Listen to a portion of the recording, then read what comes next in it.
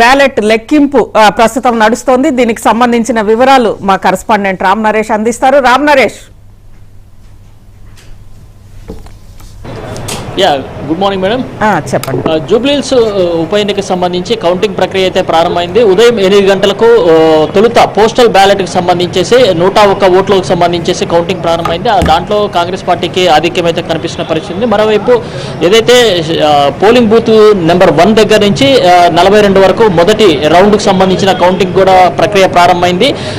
ఉదయం 8 గంటలకు మొత్తం కూడా ఇటు పోస్టల్ బ్యాలెట్ అదేవిధంగా ఈవీఎంకి సంబంధించి కౌంటింగ్ అయితే ప్రారంభమైందని చెప్పుకోవచ్చు. పోస్టల్ బ్యాలెట్ సంబంధించి ఇప్పటికే 101 ఓట్లు ఏదైతే హోమ్ ఓట్లు అంటే వృద్ధులు కానీ అదేవిధంగా వికలాంగులు ఎవరైతే నమోదు చేసుకున్న ఓట్లు హోమ్ ఓట్లు దానికి సంబంధించి లెక్కింపు ప్రారంభమైంది. ఆ 101 ఓట్లకు సంబంధించి కూడా కాంగ్రెస్ పార్టీకి స్పష్టమైన ఆధిక్యం అయితే కనిపిస్తుంది.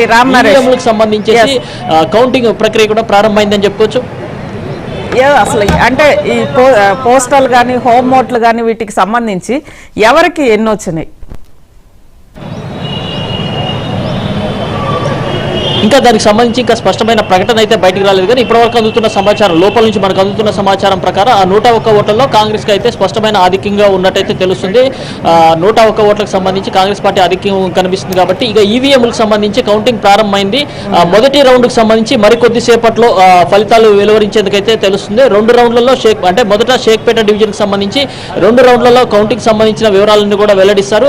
మొదటికి సంబంధించి అంటే 1 నుంచి 42 వరకు ఏవైతే ఉన్నాయో వాటికి సంబంధించిన మొదటి రౌండ్ ఫలితాలు మరికొద్ది సేపట్లో వెలువరించేందుకైతే ఇప్పటికే అధికారులు ఏర్పాటు చేయడం జరిగింది. ఎందుకంటే ఈవీఎంలన్నీ కూడా ఓపెన్ చేశారు. ఏజెంట్లకి ఆ ఈవీఎంలు ఓపెన్ చేసి ఎవరికి ఎన్ని ఓట్లు ఇచ్చాయని చూపిస్తున్నారు. 42 టేబుల్ను ఏర్పాటు చేశారు. ఆ 42 టేబుల్లో ఉన్న సిబ్బంది టేబుల్కి 3 సిబ్బంది చొప్పున పార్టీలకు సంబంధించిన అభ్యర్థులకైతే వాటి సింబల్స్ చూపించుకోవడం అంటే ఎవరికి ఎన్ని ఓట్లు వచ్చాయి ఏంటనే చూపిస్తున్నారు. ఆ కౌంటింగ్ మొత్తం అంటే 42 టేబుల్కి సంబంధించిన కౌంట్ ఇన్ఫర్మేషన్ మొత్తం కూడా ఆర్ఓకి ఇస్తారు. దానికి సంబంధించి మొత్తం అంటే ఏ పార్టీకి ఆధిక్యం వచ్చింది ఎవరికి ఎన్ని ఓట్లు వచ్చాయనే వివరాలను కూడా మరికొద్ది సేపట్లో వెల్లడిస్తారు. ఇట్లా దాదాపు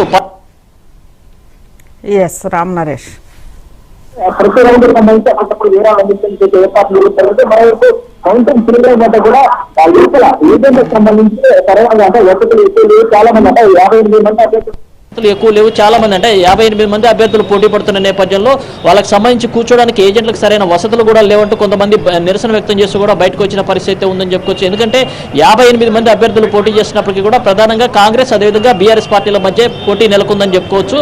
మరోవైపు కౌంటింగ్ కేంద్రం వద్ద భారీ బందోబస్తు అయితే ఏర్పాటు చేసిన పరిస్థితి ఉంది. 144 సెక్షన్తో పాటు భారీగా బలగాలను మోహరించారు. ఎలాంటి అవాంఛనీయ సంఘటనలు జరగకుండా. రైట్ రామ్ నరేష్. అంటే ఇప్పటి వరకు కూడా సరే ఏజెంట్స్ 2 పార్టీలకు సంబంధించిన 3 పార్టీలకు సంబంధించిన ఏజెంట్స్ ఉన్నారు. ఏంటి అంటే గెలుపుకి సంబంధించి విజయానికి సంబంధించి ఎవరి పార్టీలు ఏ పార్టీ ఎలా ఆలోచిస్తోంది? ఇక్కడ అంటే కౌంటింగ్ కేంద్రానికి వచ్చే ముందు అభ్యర్థులతో మాట్లాడినప్పుడు వాళ్ళు చాలా క్లియర్గా చెప్తున్నారు. నవీన్ యాదవ్ మాత్రం గెలుపు మాకు పక్కాగా గెలుస్తాము అంటూ కూడా కాన్ఫిడెంట్గా చెప్తున్న పరిస్థితి అయితే ఉందని చెప్పుకోవచ్చు. మెజార్టీ భారీ మెజార్టీ కూడా వస్తుంది. ప్రజలు మా వైపే ఉన్నారంటూ కూడా ఆయన చెప్తున్న పరిస్థితి అయితే ఉందని చెప్పుకోవచ్చు. ఎందుకంటే ఎన్నికల సందర్భంగా ఎమ్మెల్యేలు అదేవిధంగా మంత్రులు పెద్ద ఎత్తున ప్రచారం నిర్వహించారు. అదేవిధంగా నేను లోకల్గా ఉండడం వల్ల నాకు కలిసి వచ్చే అంశం అంటూ కూడా నవీన్ యాదవ్ చెప్తున్నారు. ఆయన వైపు బీఆర్ఎస్ పార్టీకి సంబంధించిన అభ్యర్థి మాగంటి సునీత మాట్లాడుతూ న్యాయం గెలుస్తుంది ధర్మం గెలుస్తుంది మేము గెలుస్తామంటూ కూడా 3 ముక్కల్లో తేల్చిన పరిస్థితి అయితే ఉందని చెప్పుకోవచ్చు. మొత్తంగా చూస్తే లంకాల దీపక్ రెడ్డి మాత్రం మీడియాతో అయితే ఏం మాట్లాడకుండానే లోపలికి వెళ్ళిపోయిన పరిస్థితి అయితే ఉందని చెప్పుకోవచ్చు. మరోవైపు ఇటు అన్ని పార్టీలు కూడా పోటాపోటీ ప్రచారాలు నిర్వహించిన తర్వాత ఇప్పుడు ఫలితాలకు సంబంధించేసి నువ్వా నీనాటుగా సాగే అవకాశాలు అయితే ఉన్నాయి. సైలెంట్ ఓటింగ్ ఎటు పడితే వాళ్ళకే మెజార్టీ దక్కే అవకాశం అయితే ఉంది. ఎవరికి మెజార్టీ వచ్చినా కూడా స్వల్ప మెజార్టీ వచ్చే అవకాశం ఉంది.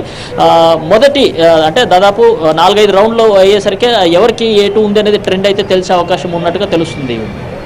రైట్. ఇక అక్కడ పోలింగ్ కౌంటింగ్ కి సంబంధించి కౌంటింగ్ కేంద్రాల దగ్గర కట్టుదిట్టమైన భద్రతా ఏర్పాట్లు చేశారు. ఢిల్లీ దాడి నేపథ్యంలో అదేవిధంగా హైదరాబాద్ లో హై అలర్ట్ ప్రకటించిన నేపథ్యంలో దీంతో పాటు ఇక్కడ స్థానికంగా కూడా కాంగ్రెస్ అదేవిధంగా బీఆర్ఎస్ ఇద్దరు కూడా నువ్వా నేనా అన్న తీరులో ఉన్న సాగిన ప్రచారము పోలింగు వాటన్నిటి నేపథ్యంలో ఈరోజు కౌంటింగ్ కేంద్రాల దగ్గర కట్టుదిట్టమైన భద్రత ఏర్పాటు చేశారు. దీనికి సంబంధించిన వివరాలు మా కరెస్పాండెంట్ సుచిత అందిస్తారు. Suchitha. Yes. Yes Suchitha. Madam, అయితే ఏదైతే ఎలక్షన్స్ రోజు నుంచి కూడా మనం చెప్పుకుంటూ వస్తున్నామో. Yes madam, hello.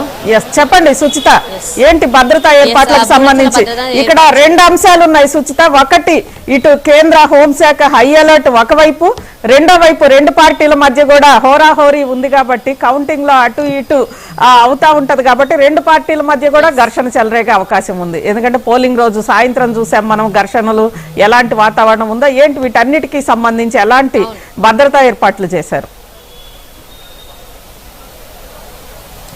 Yes madam, అయితే ఏదైతే మనం చూస్తున్నామో పోలింగ్ రోజు కూడా ఎటువంటి భద్రత ఏర్పాటు చేసినా కూడా చిన్న భిన్న గొడవలు జరుగుతూ వచ్చాయి. శాంతియుతంగా పోలింగ్ అంతా కూడా కొనసాగినాయి. లాస్ట్ లేట్ అవర్స్లో అయితే గొడవలు అనేది కొనసాగుతూ వచ్చాయి. అలాంటి పరిస్థితుల్లో ఈ రోజు కూడా ఉండే అవకాశం ఉన్నందున తప్పకుండా భారీ స్థాయిలో భద్రత అనేది ఏర్పాటు చేయడం జరిగింది. ముందు నుంచి కూడా ఎలక్షన్ కౌంటింగ్కి సంబంధించి 3 అంచెల భద్రత అయితే ఏర్పాటు చేశారు. ఒకవైపు లోపల వెబ్ కెమెరాస్, అలాగే బయట పోలీస్ భద్రత, అలాగే డ్రోన్ సెక్యూరిటీ కూడా ఏర్పాటు చేసినట్టుగా తెలుస్తుంది. ఇంకొక వైపు ఈ స్టేడియం ఏదైతే కోట్ల విజయభాస్కర్ రెడ్డి స్టేడియం ఉందో, కౌంటింగ్ జరుగుతున్న స్టేడియం, దానికి దాదాపుగా 300 మీటర్ల వరకు కూడా 300 మీటర్ రేడియస్ వరకు కూడా 144 సెక్షన్ కూడా అమల్లో ఉన్నట్టుగా కూడా తెలుస్తుంది. అంటే పూర్తి స్థాయిలో భద్రతా పరంగా చూసుకున్నట్లయితే ఆల్రెడీ మన ఢిల్లీ బ్లాస్ట్, ఆ తర్వాత హైదరాబాద్ అంతా కూడా హై అలర్ట్ లో ఉంది. అయితే మేజర్ గా ఇట్లాంటి ఇక్కడ ఎక్కువ క్రౌడెడ్ గా ఉన్న ప్లేసెస్ లో బాంబ్ బ్లాస్ట్ అలాంటివి కూడా జరిగే అవకాశం ఉంటుంది కాబట్టి అట్లాంటివి ఏమీ జరగకుండా కూడా భారీ స్థాయిలోనే భద్రత ఏర్పాటు చేశారు. మేజర్ గా మొన్న నుంచి కూడా చెప్పుకుంటూ వస్తున్నాం. దాదాపుగా మొన్న ఉన్న మన లా అండ్ ఆర్డర్ పోలీసులతో పాటు 8 కంపెనీల సిఐఎఫ్ బలగాలు కూడా అయితే దీనిలో భాగస్వామ్యమే ఉన్నాయని చెప్పుకోవచ్చు. మనం ఆల్రెడీ చూసిన కోట్ల విజయభాస్కర్ స్టేడియం దగ్గర భారీ స్థాయిలో పోలీస్ బందోబస్తు ఏర్పాటు చేశారు.